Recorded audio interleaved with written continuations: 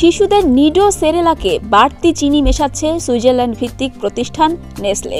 সম্প্রতি একটি গবেষণা প্রতিবেদনে দাবি করা হয়, নেসলে সেরেলাকে বেশি পরিমাণে চিনি ব্যবহার করছে। বাড়তি চিনির এসব পণ্য বাংলাদেশের মতো উন্নয়নশীল ও দরিদ্র দেশগুলোতে সরবরাহ করা হচ্ছে। বাংলাদেশের বাজারে নেসলের 19টি পণ্য আছে, যার প্রতিটিতেই বাড়তি চিনি আছে। গড়ে এসব পণ্য থেকে প্রতিটি শিশুকে সাধারণভাবে একবার যে পরিমাণ খাবার খাওয়ানো হয়, তাতে বাড়তি চিনির পরিমাণ প্রায় 3.3 গ্রাম।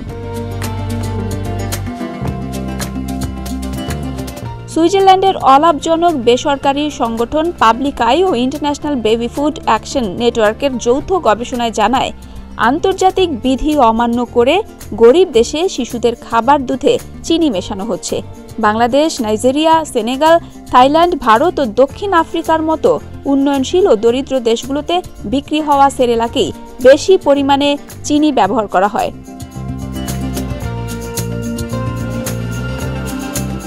তবে ইউরোপ ও ব্রিটেনে বিক্রি হওয়া পণ্যে চিনি ব্যবহার করা হচ্ছে না। নেসলের এই দ্বিমুখী আচরণ বিভিন্ন মহলের সমালোচনার মুখে পড়েছে।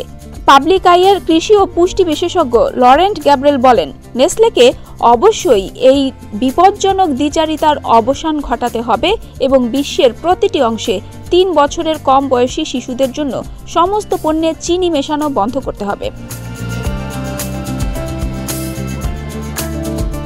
গবেষকরা জানায়, দ্রব্যগুলোর নমুনা পরীক্ষার জন্য বেলজিয়ামের ল্যাবরেটরিতে পাঠানো হয়েছিল। এই ল্যাবের পরীক্ষাতেই এই সব নমুনার সুক্রোজ বা মধুর আকারে চিনি পাওয়া যায়। নিম্ন ও মধ্যম আয়ের দেশগুলোতে স্থূলতা একটি ক্রমবর্ধমান সমস্যা। স্থূলতার জন্য অন্যতম কারণ খাবারের চিনি বেশি খাওয়া। বিশ্ব স্বাস্থ্য সংস্থার মতে, আফ্রিকায় 2000 সাল থেকে 5 বছরের কম বয়সী অতিরিক্ত ওজনের শিশুর সংখ্যা প্রায় 23% বৃদ্ধি পেয়েছে। বিশ্বব্যাপী 100 কোটি মানুষের বেশি ভুগছে এই সমস্যায়। ডেস্ক রিপোর্ট, প্রতিদিনের বাংলাদেশ।